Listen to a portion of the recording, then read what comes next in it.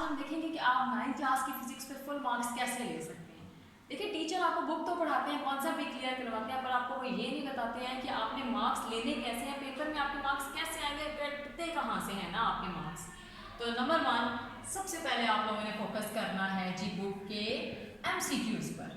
जो चैप्टर के एंड पे MCQs होते हैं ना, उसमें से मार्क्स आते हैं एटलीस्ट 8 मार्क्स के MCQs वहाँ से आते हैं। और जो बाकी 4 मार्क्स के MCQs आते हैं ना, वो आप कोई सा भी मॉडल पेपर ले लें और उधर से आप कर लेंगे, तो वहाँ से आपके जो MCQs हैं ना, वो सारे 12 के 12 क्लियर हो जाएंगे।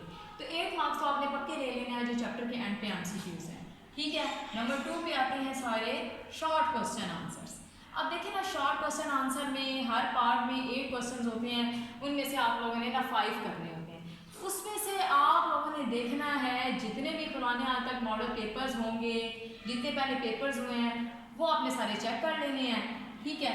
उन जो पेपर्स में वो क्वेश्चन आपने देखने हैं जो बहुत ज़्यादा रिपीट हो रहे हैं, जैसे 6 टाइम्स, 5 टाइम्स, 9 टाइम्स, 10 टाइम्स, वो क्वेश्चन जो है ना वो आपने सही याद कर लेने हैं अच्छी तरीके से।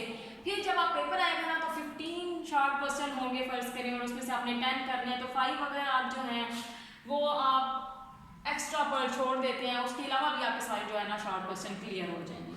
नंबर 3 पे आते हैं लॉन्ग क्वेश्चंस। अब लॉन्ग क्वेश्चंस के 2 पार्ट होते हैं, एक उसका होता है थ्योरी वाला और एक साथ होता है न्यूमेरिकल। अब बच्चे ज़्यादा फोकस करते रहते हैं थ्योरी पर और न्यूमेरिकल पर फोकस ही नहीं करते।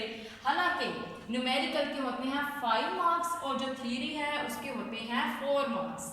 इसमें से आपने सबसे पहले जब ये आपने लॉन्ग क्वेश्चन याद करने हैं तो पेपर से पहले एक आती है पेपर की स्कीम। उसमें बताया जाता है कि इस चैप्टर में से लॉन्ग क्वेश्चन आएंगे।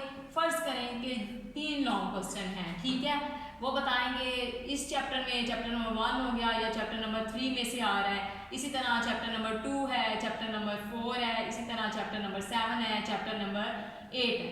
इनमें से कोई से भी जो 4 है ना, 4 चैप्टर, वो आपने अच्छे तरीके से याद कर लेने हैं। 1 3 कर लें या 2 4 उसके साथ कर लें, 7 और 8 आपने वैसे ही चॉइस पे छोड़ देना है। इन 4 चैप्टर के आपने सारे लॉन्ग क्वेश्चन और सारे जो न्यूमेरिकल है वो अच्छे तरीके से याद कर लेने हैं, तो आपके सारे लॉन्ग क्वेश्चन कंप्लीट हो जाएंगे।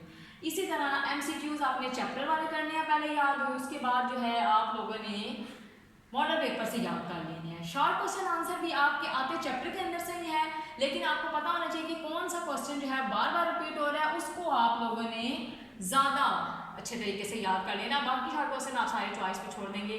इंशाल्लाह आपके पूरे 100% मार्क्स आएंगे, 60 आउट ऑफ 60, जैसे कि 9th क्लास की फिजिक्स में है। This is for all Punjab boards. Punjab में जितने भी बोर्ड्स आते हैं मैं उनकी बात कर रही हूँ, ठीक हो गया। Thank you.